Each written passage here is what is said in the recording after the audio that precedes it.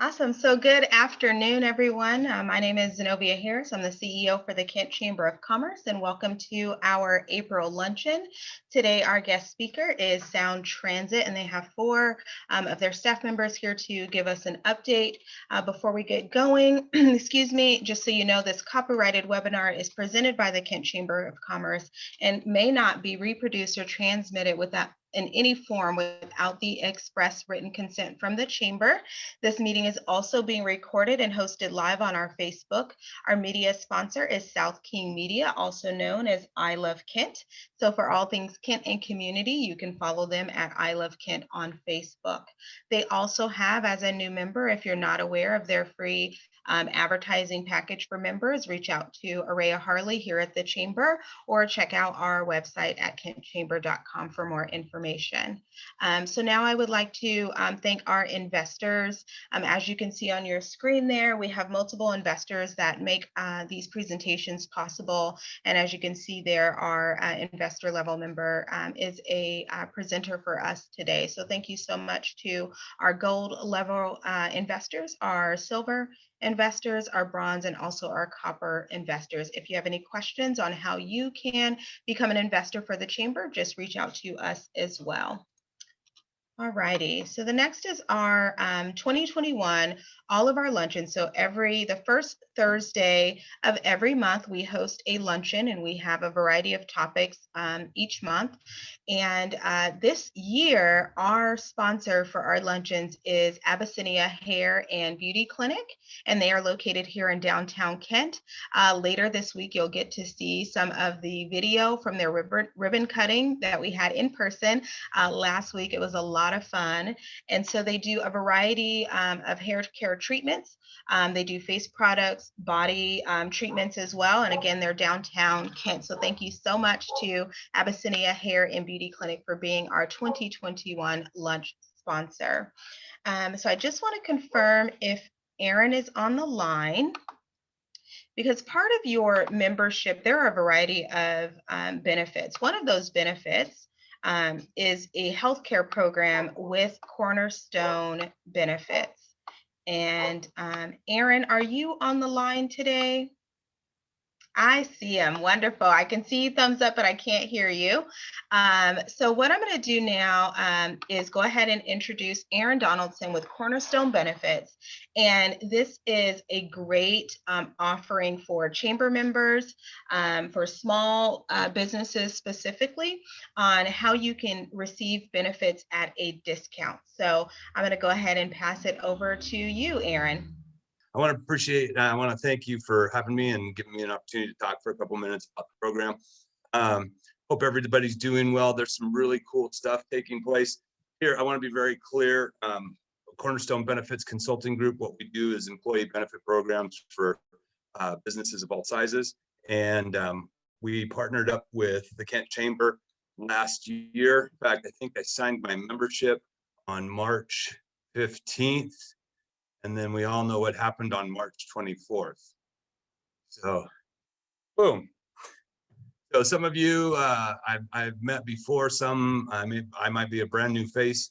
I have been a Kent Chamber member for the last year, and working with Zenobia and her team on the Kent Chamber benefit program.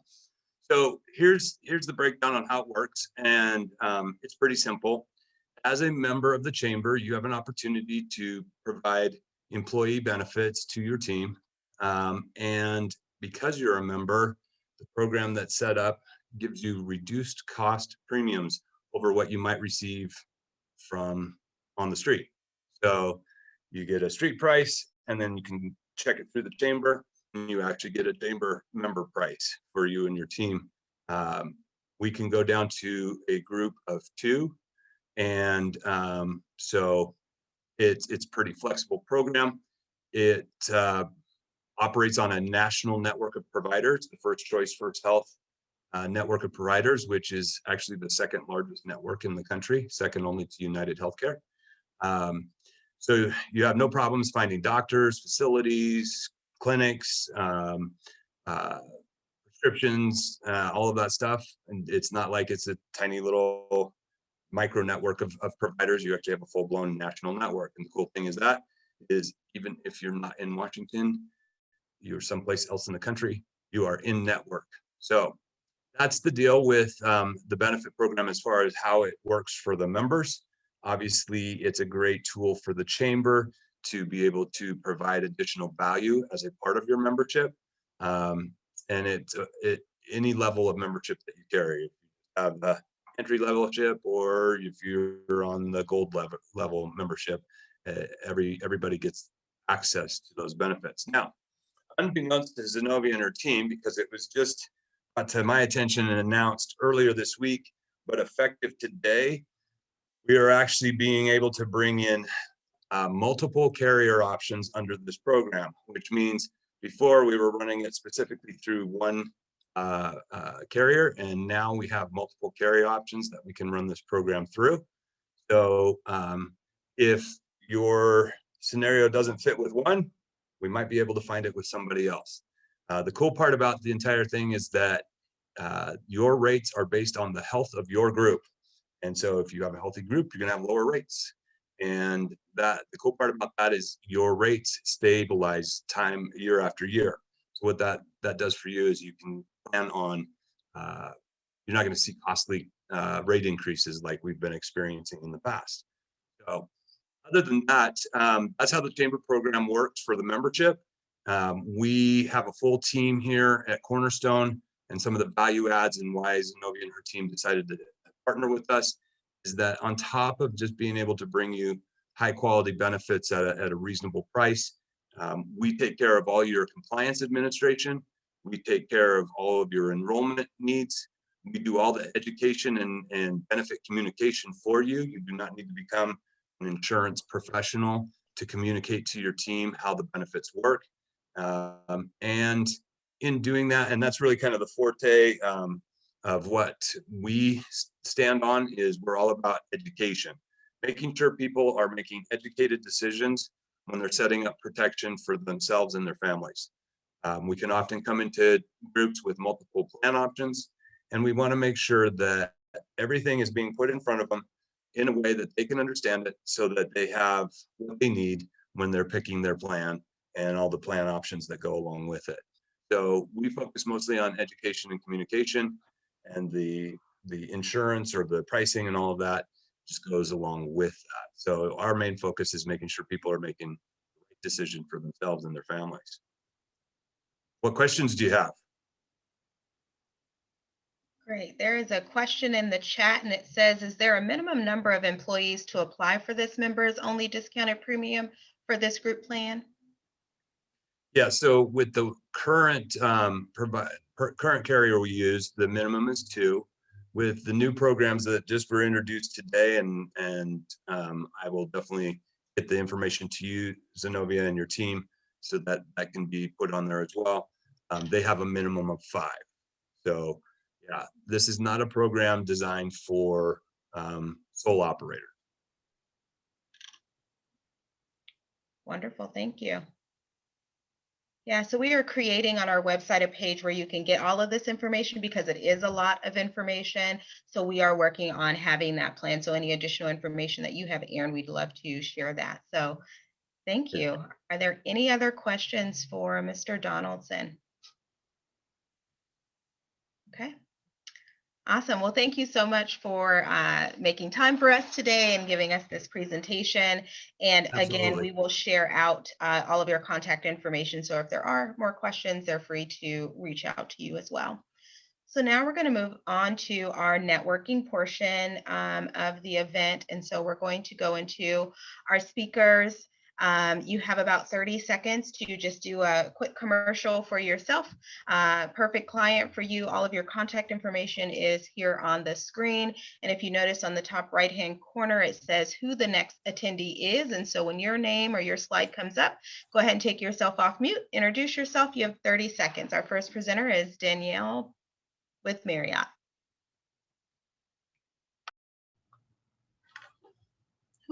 Hello, it's Danielle. I am not yet a member of the Kent Chamber. However, our company, our hotel does quite a number of business with other businesses in Kent. We will be joining in July. So we just have a few more months we have to get to our weird fiscal year. But we are definitely looking forward to being active with the chamber. The events have been just awesome. Thank you so much, Zenobia, for all your hard work. We appreciate everything. So we've been here since 2005. We're an indoor shooting range. So we're welcome. We're open to the public. There is no membership due. It's just first come, first serve. Just come in, and we love to be able to teach people the joy of learning of how to use a firearm. So if you have any questions, just give me a call. So thank you. Good morning, everybody. My name is Jeff Wagner. I am the municipal manager for Republic Services, your local waste recycling and organics hauler here in the city of Kent. Our perfect customer is we are looking for any business, industrial business in the Kent Valley, or actually anywhere in the city of Kent, that is looking to increase their recycling needs and decrease their waste stream. So feel free to give us a call at 253-872-7200. Jeff Wagner with Republic Services, where things are always picking up. Hello, I'm Holly Eckert-Lewis. I am from ArchBright. ArchBright serves employers in the state of Washington. We're just becoming acquainted with the Kent Chamber. I met Zenobia at another event and was very impressed with what she had to say. We serve a lot of clients in the Kent area, so I'm just looking forward to getting connected with the Chamber and the Chamber members. Thank you so much. Hello, my name is D'Angelo. I am the sales manager with Northwest Industrial Staffing. We are located at 205 East James Street. We are at the heart of Kent, right across from the Kent station. My ideal customer would be any client looking for staffing needs. We provide staffing for pickers, packers, pullers, forklift drivers, machine operators, and support staff inside. So my name is D'Angelo Carter. I am the sales manager at Northwest Industrial Staffing. I am also the co-chair of the DEI committee. That's the Diversity, Equity, and Inclusion Committee. And I'm also the board president-elect. Thank you. I'm Darius Williams. I'm the recruiter with Northwest Industrial Staffing.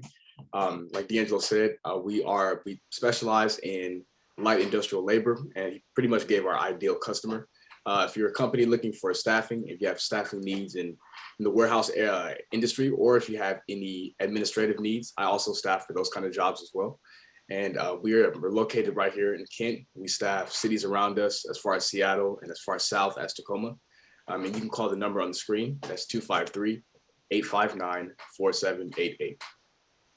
Hello, this is Steve Hunter, reporter at the Kent Reporter. Just trying to keep up with all the news that's going on in Kent, including the meeting today with the SoundTransit update.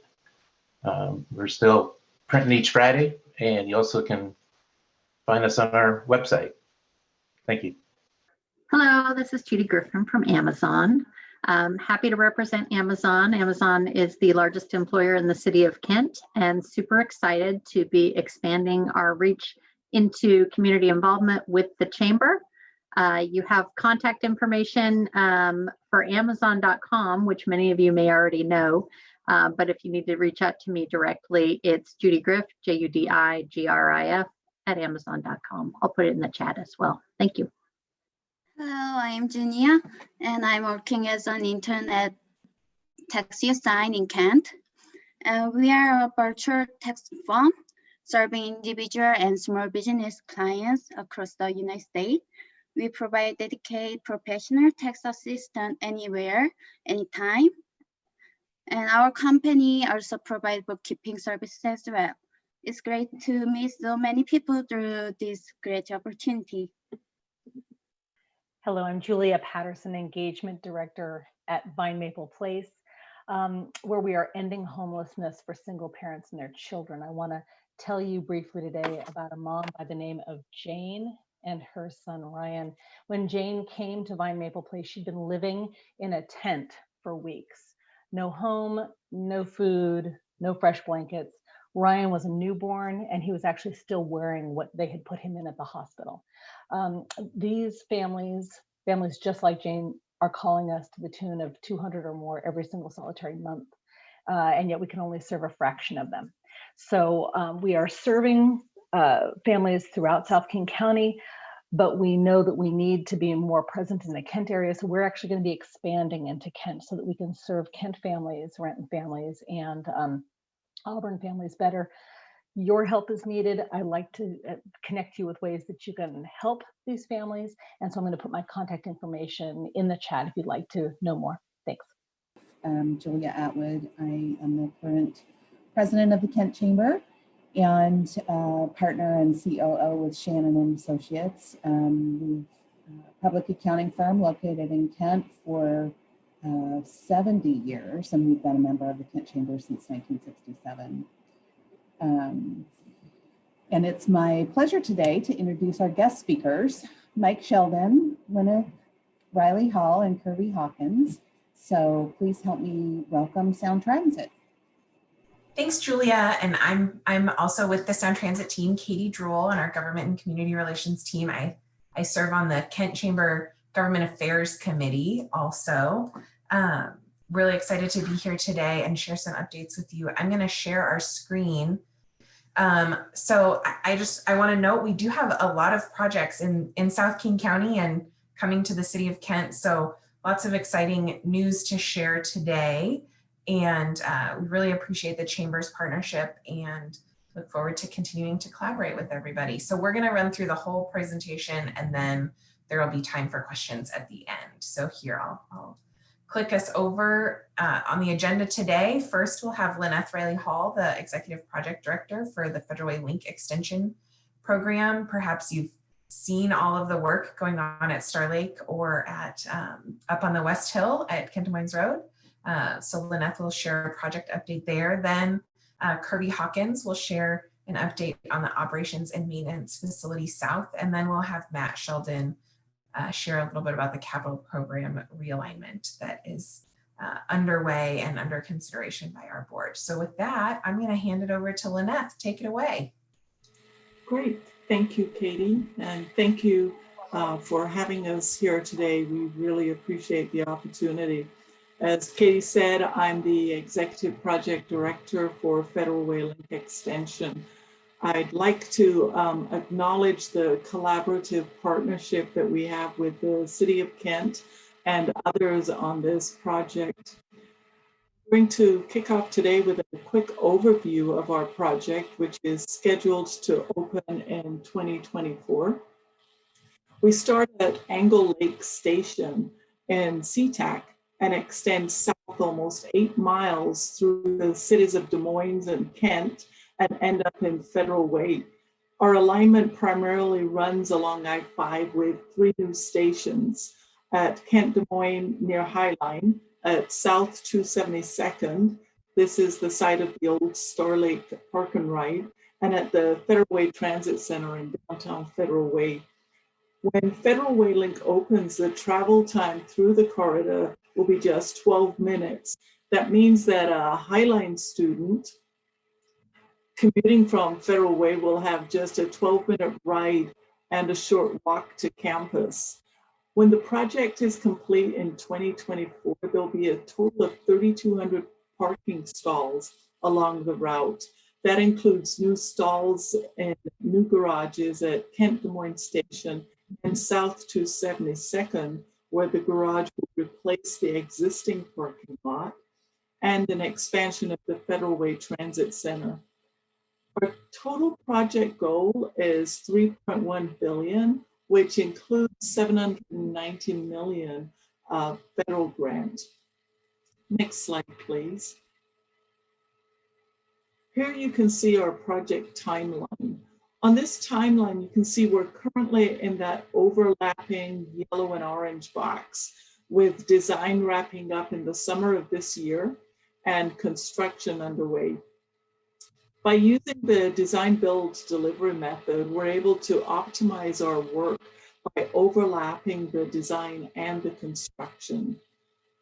Of course, both our design and construction activities underway are being done with very strict COVID safety protocols in place.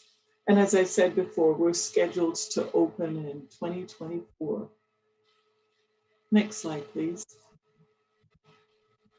Thanks. As mentioned, we're in the final stages of our design work and construction is well underway. Some of the activities that are happening now are drilling shafts and building columns along the alignment that eventually will support the elevated guideway. We're clearing trees, mass excavations and utility relocations to clear the path for our guideway and our facilities, as well as construction at the Kent Des Moines station and garage is underway. The photo on this slide is an aerial shot of some of the work at Kent Des Moines station. Next slide, please. Here we're looking at an aerial drawing of the Kent Des Moines station area. To orient, you can see SR 99 and 30th Avenue running north-south. Entry to the Highline College is on the left. The elevated station will straddle the new 236th Street. The parking garage, including a new food truck plaza, is to the east of the station at the right of the screen. Bus stops and bus layover space are integrated into this design to give a seamless experience for those coming and going to school and work and shopping.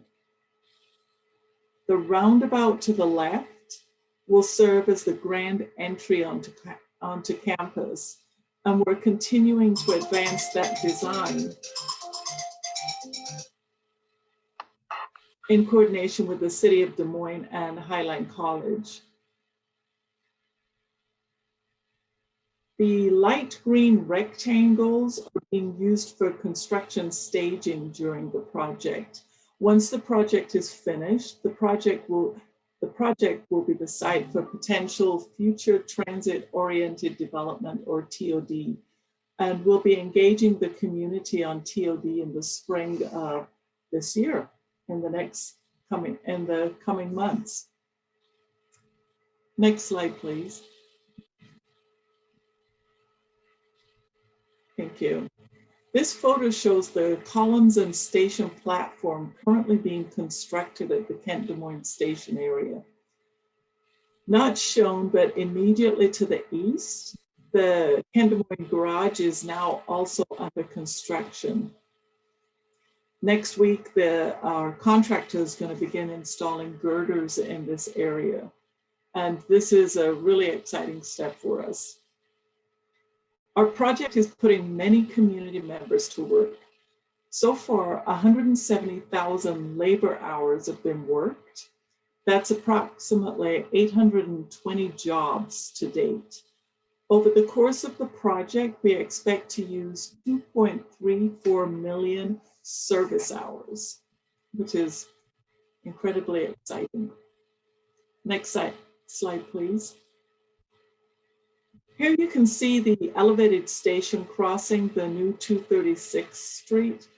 An example of a SoundTransit station with a similar setup is at Angle Lake. This view is looking east with Highline's campus to your back.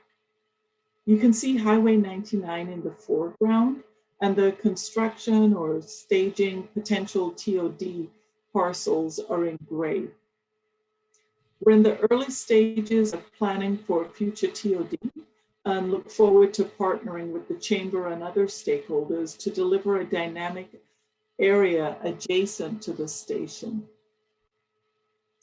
Next slide, please. Thank you. Here's another view of the station looking north with the station on the left and the garage on the right.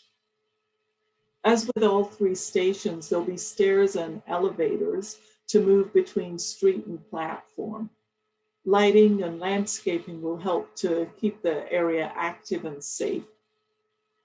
The new garage includes about 500 parking stalls, as well as a food truck plaza. You can see a couple of food trucks at the center in the image. Note also that the main pedestrian entrance to the garage will feature one of the project's unique art installations, which will contribute to the dynamic feel of the station area. Heading south along the route, the next new station will be at South 272nd and I-5, the former location of the Star Lake Park and Ride. You may have already seen some construction work starting in that area. The proposed designs for this station feature a garage with 1,100 spaces, replacing the existing surface parking lot. The parking garage is shown as the blue rectangle in the slide. We'll also rebuild a portion of South 272nd Street to improve access.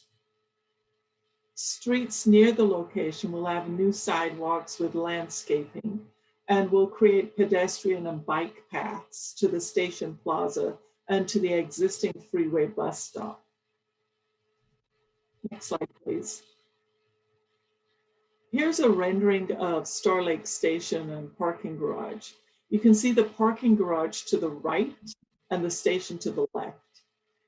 This view is looking south from the bus loop and pickup or drop-off area. The bus loop will provide easy and reliable connections between buses and light rail. And last but not least, here's a visualization of the Federal Way Transit Center station. The view here is looking to the northwest. The station platform is lit up at the left side of the image, and the existing parking garage is in the center. Our project will be expanding the existing parking garage. The design includes a bus loop for easy transfers at the station. To the west of the station, our current construction staging area is slated for future TOD or transit-oriented development. Next slide, please. As you can see, Federal Way is moving right along. 2024 is going to be here before we know it. Before I pass it off to Kirby and Matt, I want to close with our Loyal to the Local program, which launched for our project earlier this year. Loyal to the Local is a SoundTransit campaign that encourages folks to support local businesses that are directly impacted by our projects. Our community engagement team has been reaching out to impact businesses to participate. Loyal to the Local ads are appearing in the Kent Reporter, the Federal Way Mirror, social media, and Pandora Radio. We also maintain a map of impacted businesses who have chosen to participate in the program. And next, we're going to show one of our Loyal to the Local ads featuring several businesses near Kent Des Moines Station. I hope to bring sound jobs to the community, give drivers or employees a good place to work where they're happy, they enjoy coming to work, they make good money, and then they go home, and they have peace of mind. So that's what I would say ideally the point of any business is to offer good sound jobs. When people bring me their cars, they just want to be treated fairly, and they just want their cars fixed correctly, and they only want to pay for what's really the matter. We love the company. We love what we've started. We've done this from scratch, and we did it together, and we're going to stay in it together. So what I like about the customers that come in here, we all treat each other like family. They're all respectful. We all love each other, take care of each other as well. We accept everyone that comes in here, which I love, and everyone's free to be whoever they want to be here. We're all one big family here at JJ's Bar and Grill.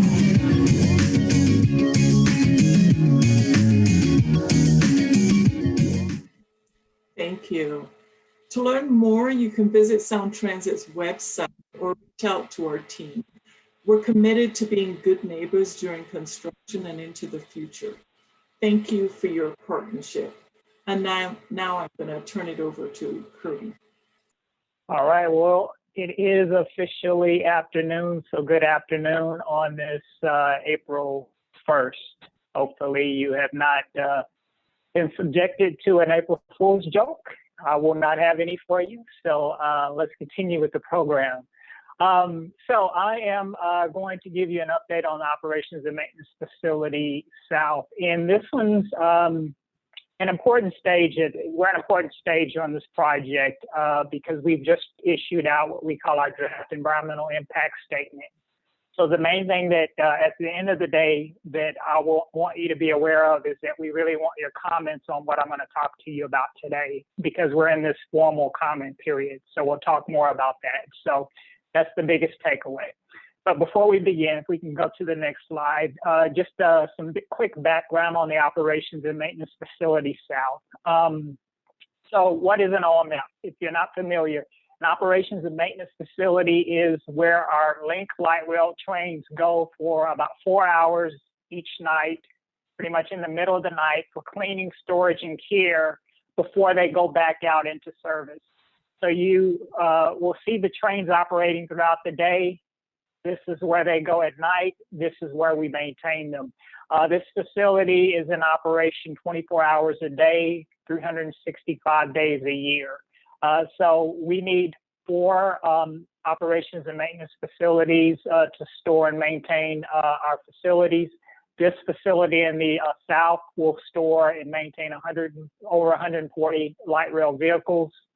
And we need to have this facility up and ready for service when we begin our Link light rail extensions to West Seattle and to the Tacoma Dome Link extension. And this facility will employ over 470 individuals working there. And so 470 people, that's a lot of folks. These would be new hires that will be working in this facility. This won't be a remote workforce. These are folks that will need to show up to help maintain our system. And so that's generally going to be a great thing for the business and economy. So you have 470 people showing up every day. They're obviously coming to that community, eating lunch there or whatever, and possibly moving or living within that community as well. So the jobs that are there are also living wage jobs. The average jobs, for example, at our existing facility pay $40 per hour or $83,000 per year. And we'll also have a training facility in this facility as well. So we're in active conversations with King County Metro to explore the development of an apprenticeship program that could get local residents into these high-paying union career jobs. And so these are the types of jobs that work out of an operations and maintenance facility. The largest group of employees are the LRV operators. And then the second largest are light rail vehicle maintenance workers. So I mentioned the apprenticeship possibilities, but even with this suite of jobs that you see here, there's this continuous opportunity for just promotions throughout these jobs as well. So you could begin working at this operations and maintenance facility sort of at an entry-level position, such as a vehicle cleaner, and then you can eventually work your way up to be a vehicle maintenance person as well, which pays a higher paying position, requires more skill. So there's just this great opportunity for a career being within this operations south facility, wherever it's located, career opportunities. So speaking more about the operations and maintenance facility, as I mentioned, we need to identify 4 future facilities. This operations maintenance facility is one of the 4. The OMF South needs to be strategically located in the South Corridor because it's going to help support our regional system. Our Link light rail network will almost triple in size over the next 5 years. And that includes the extensions, as just mentioned, to Federal Way, but we also have extensions to Redmond and Linwood as well. And so we're going to need to identify, in addition to the OMF South, we have an existing facility at just south of downtown Seattle. We have a facility under construction in Bellevue. And then we have a location we need to identify on the north part of our service area as well, in addition to this OMF South. So as far as the operations and maintenance facility, as I mentioned, we've released a draft EIS. And within that draft EIS, we are evaluating 3 locations to possibly pick the sites to build that operations and maintenance facility. So what you see on your screen here are those 3 sites that we're evaluating. One of which is in the city of Kent at the Midway landfill. And then we have 2 other alternatives as well, which are in the city of Federal Way. One that is the South 336th Street site alternative, and then another in Federal Way at the South 344th Street alternative. At the city of, in the city of Kent, the Midway landfill, that one's going to be adjacent to the Federal Way link extension line at the Midway landfill. So the work that Lynette is doing will not preclude us from choosing the Midway landfill as a potential site. We would just need to tie into the Federal Way link extension if the Midway landfill is identified as a potential, as the site. If the site is chosen in Federal Way, and the 336th Street alternative or the 344th Street alternative, we would need to build 1.4 to 1.8 miles of mainline track to reach those sites. However, we would need to build those mainline tracks anyway as part of the Tacoma Dome Link extension service. So we would just build those earlier if one of those sites in Federal Way are identified as the site to be built. So just want you to be aware of that. So we've evaluated that information in the EIS. So at the Midway landfill, because of the unique nature of that landfill, it's a Superfund site.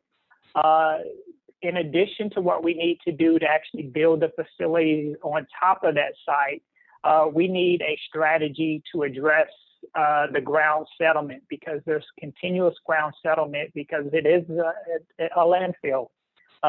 So the materials there are decomposing. So we've looked at 3 different options of how we could build on that landfill. So I'll just quickly say that those options include a platform option where we literally just use piers and support the facility on 700 drilled shafts.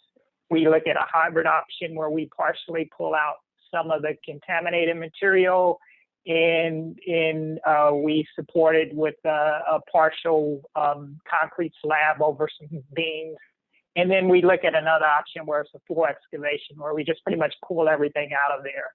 And all of these have different costs and timelines that are different. And so we've evaluated these options in the draft EIS. And this slide just quickly shows the things that we studied in the draft EIS. So again, we're seeking comments. We've evaluated these different things such as what's in the built environment, such as impacts on low-income and minority populations, where are the hazardous materials, what are the economic effects, and we've evaluated the natural environment as well, such as impacts to wetlands and sensitive areas, for example, and then transportation impacts. And so we're seeking comments on what we've evaluated. And so this is our schedule. Again, our comment period closes, that we're currently in, closes on April the 19th. And then later this summer, early fall, our board of directors will be asked to identify a preferred alternative. A preferred alternative is not the actual final project. The board will select the final project in mid to late 2022, but in this summer and fall, they'll provide a preference of where they're, where we're leaning toward in summer or fall of 2021.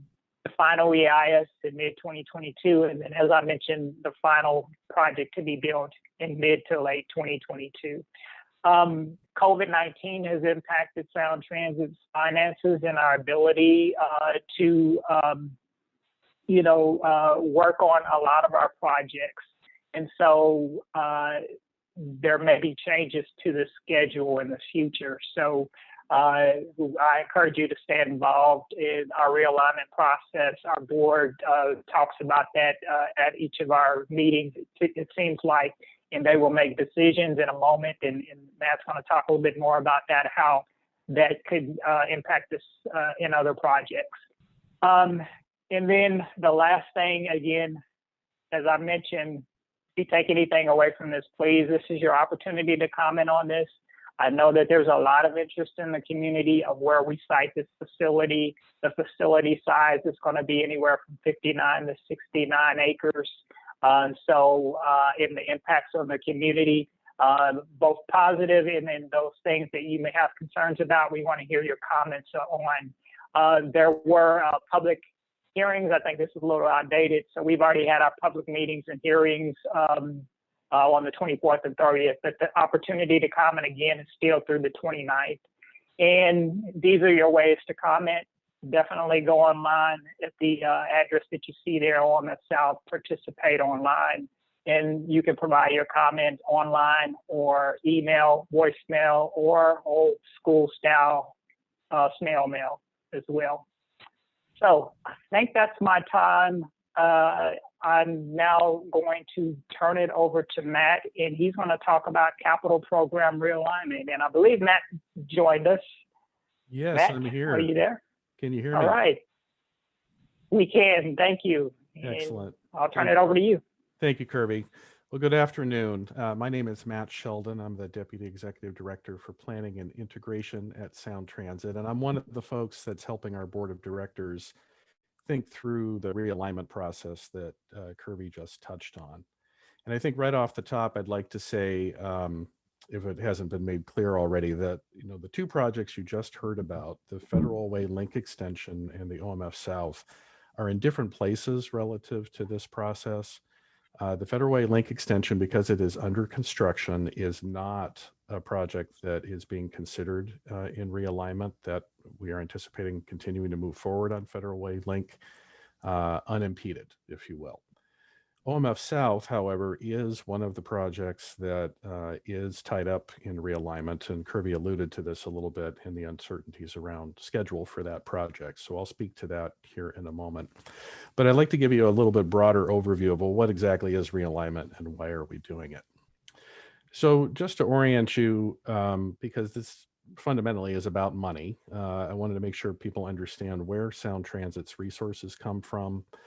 And, there's a lot of sources where we get our dollars. There's two things I would like to point out here. First of all, is we are heavily sales tax dependent.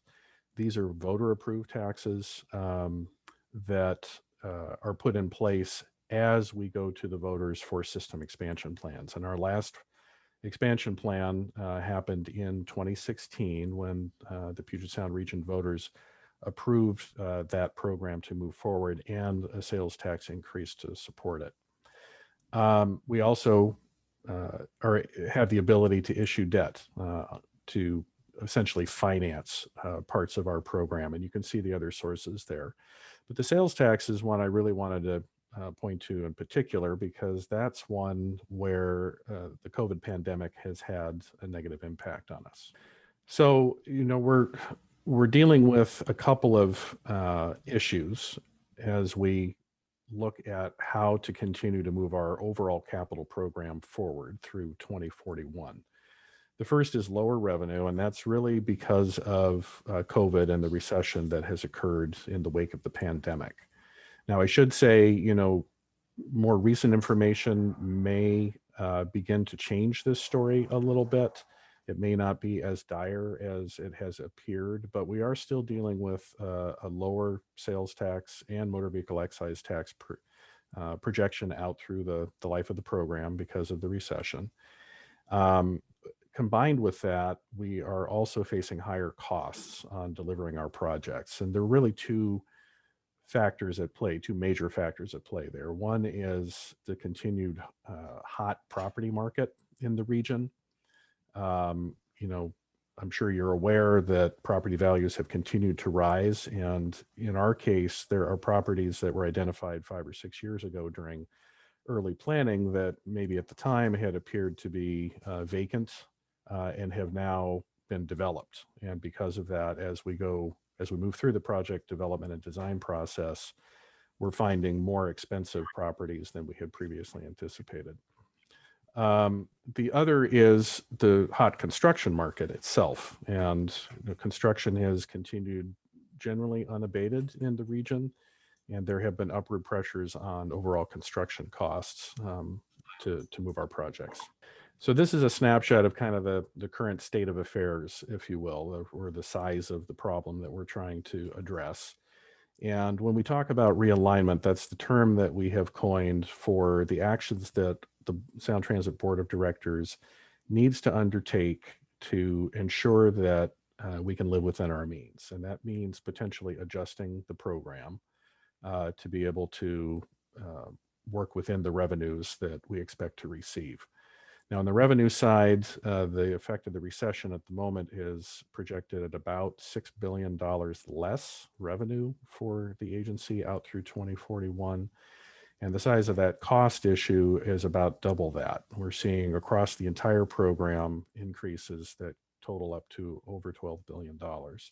So the net effect is about an $18 billion hole. However, we do have some offsets to that. I mentioned earlier that we have the ability to issue debt. We do have some remaining debt capacity available to us in our finance plan, as well as now we are assuming higher grant receipts because the size of the program has grown.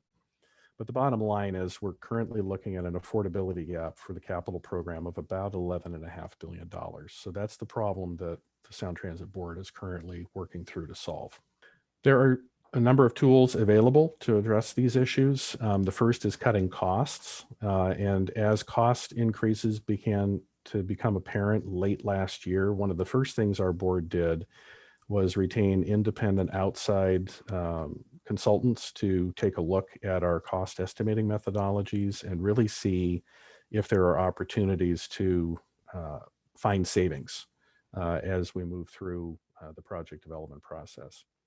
However, there may, in the end, still need to be cost cut out of the projects, and that could take the form of changes in project scope. The board could choose to suspend some projects, and they do have the ability to cancel projects outright if they feel it necessary. They also have the ability, though, to look at delaying or phasing projects to spread costs over time and better match our financial capacity. And this is actually a tool that we have used in the past. This isn't the first time that we've seen these kinds of challenges, although the magnitude this time is somewhat higher. In the wake of the Great Recession back in 2009 and 10, the board did take some actions to realign the program at that time. And one of the tools they used was to delay and phase projects, essentially to take longer projects and split them into pieces and do them a piece at a time. The third tool here is looking for additional dollars. And this is one where the board has been very not only interested, but has already taken some actions. And we are working very closely with our partners at the federal and the state levels to look for opportunities for additional revenues to come to the fore. A good example of this is President Biden's recent announcement of a potential infrastructure package does include quite a bit of funding for public transit, and we are looking to see if there are opportunities within that for us to receive additional federal revenues if that package moves forward. So the board, when really set out a process last year to begin to move through and make some realignment decisions. They took some early actions to develop criteria for making those decisions last summer. They took a few actions last fall to keep some projects moving while the broader scope of the problem came into focus. But since the beginning of the year, they've really been moving with some alacrity to get to some decisions this summer. And we're currently at a stage where they have discussed a number of potential approaches or scenarios for addressing the gap with the tools that I just went through. They are going to receive in the next couple of weeks a pretty substantial update on our affordability gap. We are updating the finance plan with new revenue projections and potentially updated costs as a result of that independent outside review that I mentioned. So that $11.5 billion number that I mentioned, that could and likely will change here in the next several weeks. And if we have this conversation again, we may be talking about a different number, but we don't know exactly what that number is going to be quite yet. In May and June, however, with that information and with the benefit of ongoing public engagement and input, we do expect that they will begin to zero in on what their priorities are for realigning the program, and that by July, they could be considering an action to make changes to the program in terms of project timing and potentially scope to get the overall program back in balance. So let me stop there. That was a lot of information to throw at you, but I would be happy to answer any questions, and maybe I'll look to Katie to see if there's anything more we want to present before we do that. Thank you. Thanks, Matt. I'm gonna stop sharing my screen so that I can see everybody again. And if there are questions, maybe Zenobia and I can help field and route those to our three presenters. So here we go, stopping. Are there questions for any of our presenters today? The food truck plaza at Highline, is that going to be at multiple locations? Is this a new idea?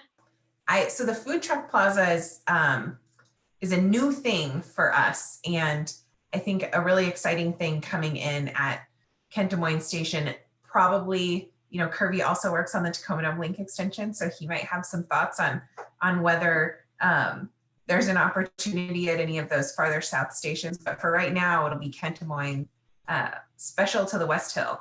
Yeah, I'll just add, I know we're a little, you know, by the way, I work on the Tacoma Dome Link extension project as well, and we're a ways off from knowing that level of detail for Tacoma Dome at this point. So, you know, any of the 4 stations obviously could be opportunities, but, you know, we haven't gotten to that yet, that level of detail yet. Right, and we take lessons learned from each of our projects to the next project. So we'll see how it goes and maybe tweak it. Okay. Let me see. So we've got the food truck plaza question. The next question, this one's for Kirby. I love my burgers. Is Dick's Drive-In still safe from the OMF? Yes, it is. We will not go farther off north of the Midway landfill site. So Dick's is safe there. So. Great, thanks, Kirby. Here's the next one. Which of the 3 options for the OMF facility is likeliest to be approved? At this point, from a staff perspective, we have not created any recommendations, and we will not do so either. So the short answer is we don't know. We've evaluated all sites equally as much as possible, and we will present our evaluation, which is we've already done, to our board. And at this point, our board of directors is waiting for the public comment period to close. We will compile all the comments. We'll present that to our board of directors as well.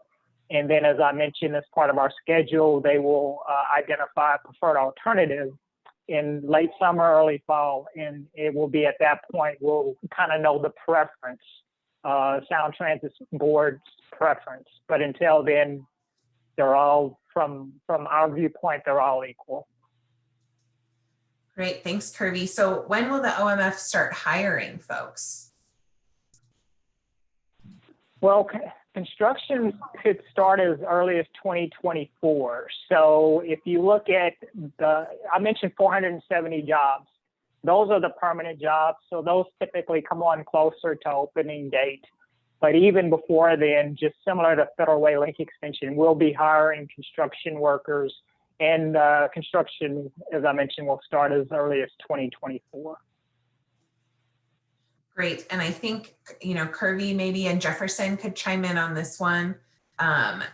Jefferson from our community engagement team, who's also on the line. How can somebody apply to be part of SoundTransit's apprenticeship program?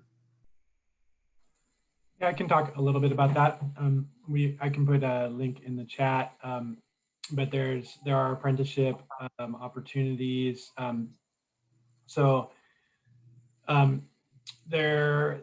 We work with the local a new program, and so folks can all they need is a GED or a high school diploma to participate, and it's free to get started.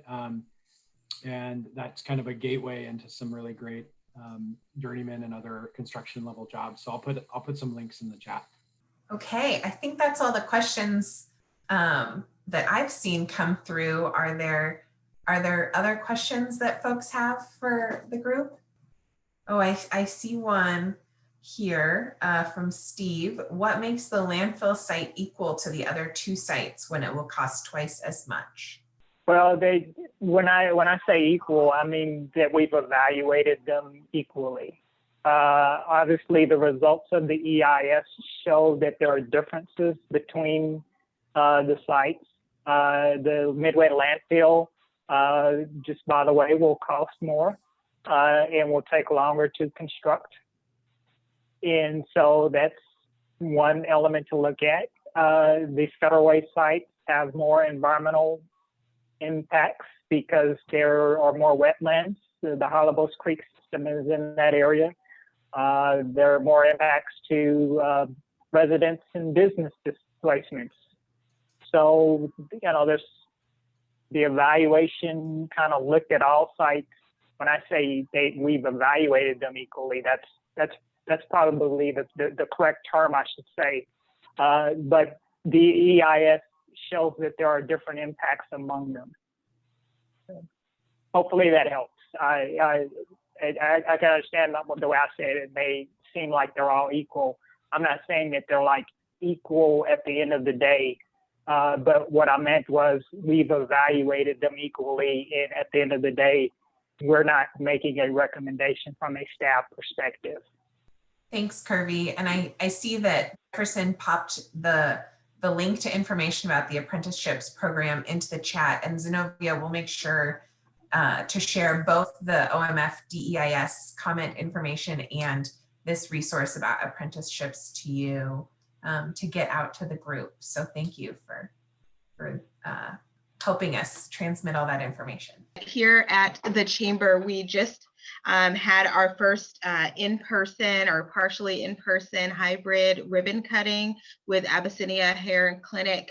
And I think Charlie put in the chat the link for that. So if you guys want to take a look, there was a drone there were photos. It was absolutely a lot of fun. And so I mentioned that to say that the Chamber is working on ways to get back together safely and socially distanced and as safe as possible. So be on the lookout for that. The opportunity to network with other businesses is coming back. And, the one thing that hasn't gone away, and I think it's apparent with the presentation today, is your input as a business owner and your input as a community member is really important. And so you definitely want to stay tapped into what is going on. Just because we've moved to this online world, I see Katie shaking her head, just because we moved to this online world, your voice really matters. And the good thing is that you don't have to show up at some community center at 6:30 at night to give your opinion. You actually can log in, you can phone call, you can snail mail, you can all of that. So please participate in these type of activities because it really affects your community, and it affects, and just looking at, Darius and D'Angelo, it affects your clientele, right? How are they going to be able to get to work? One of the benefits of working and living in the same city is that you can transport from one to the other pretty quickly. And so this is going to be a benefit for our community. And so if you are fighting for this station to be in your area or out of your area, this is your opportunity to have your voice heard. And so we're excited to partner with SoundTransit with this. We're partners with a variety of different agencies that are bringing valuable products and services to our community. And so I just appreciate you guys. I appreciate your presentation today. And just be on the lookout for different events that we have here at the Chamber, a lot of education opportunities. And we have a variety of people on the call today, and I'll let you guys get out of here a little bit early, but we have a variety of people who are on the board of directors for the Chamber. We have committee members, and so I just want to quickly go over the committees that we have at the Chamber. We have an education committee. The education committee is really responsible for, we have a scholarship that goes out with Kent Community Foundation. We partner with Kent School District and go into the school and talk to the youth about different programs, apprenticeships, education needed to go into a certain field, right? So we have the education committee. We have the government affairs committee. So if you have any interest at all in the legislation that is going to affect your business, even if it's just taxes or what the recovery process is going to look like, you can attend or join a government affairs committee. We have the diversity, equity, and inclusion committee, and this is a new committee for 2021. So if you have an interest in learning more about DEI, then you can definitely, join that just as a visitor or join the committee. Great question, Holly. To sit on a committee, yes, you need to be a chamber member. To actually visit a committee or sit on a committee, you do need to be a chamber member. We have the events committee, and so they are responsible for helping us put on, before the pandemic, our 150 events. And so now they're helping us with some of our larger events. We have a golf tournament coming up next year. We're going to have a really huge, back to business party coming soon. So the events committee, again, you can join the committee or join just a meeting to learn more. And then we have the ambassador committee. And the ambassador committee is a group of folks who are committed to meeting with members of the chamber, checking in, making sure that your first time to an event, you're not alone as a new member. You have someone there to kind of walk you through the process. And these are folks who have used the chamber to better their business. So they're going to be a really great steward for you to understand how to maximize your membership, but also make that connection. And then, of course, we have a finance committee, and they are responsible for managing the budget for the chamber. So if you have an interest in numbers and that, you can definitely join in the finance committee or join the committee on a monthly basis. So with that being said, I will let you have 15 minutes or so back into your time. Julia, our president for 2021, did you have anything before I can hear the dogs in the back, before we let everyone go? Yes, thank you. I just want to thank everybody for attending today. I want to remind you also that this was streamed via South King Media and I Love Kent, and you can find this recording shortly on our YouTube channel to view at a later time. I want to say thank you once again to Abyssinia Hair and Beauty Clinic. You're an incredible support of the chamber, and we appreciate you. If you haven't been to visit them, it's worth the trek downtown. I also want to thank once again our gold, silver, bronze, and copper sponsors. We couldn't have these events without your support. Zenobia, thank you for your investment. And Araya, thank you also for your support of all of these events and managing the back of these to make these possible. A couple reminders about our upcoming chamber events, and you can find all these on the chamber website. Chamber, your chamber, your vision is monthly, last Friday of the month, and it's really your opportunity to provide feedback on how the chamber can best support you. And it's hosted by various members. So we'd love to have you stop in there and let us know how we're doing and how we can better support you. There's quite a few workshops coming up. There's an employee engagement workshop coming up on the 8th, put on by BBSI. There's another workshop on the 20th, maximizing team productivity, and a business essentials workshop and a speed networking event, again, coming up in April. I know we had our first one in March. It's hard to believe it's April, but I know it was well attended and a great event for networking. So I hope to see you all next month, if I don't see you at a workshop soon. And next month's membership luncheon is on May 6th. And just a quick reminder that, the chamber is here to serve you. And if you need anything, please reach out. Immediately following this, you'll receive a super quick 2-question survey to help provide us feedback and continue to make these events meaningful to everyone. So thank you, and I hope you all have a wonderful day. Thanks. Thank you. Everyone. Thank you. Thank you.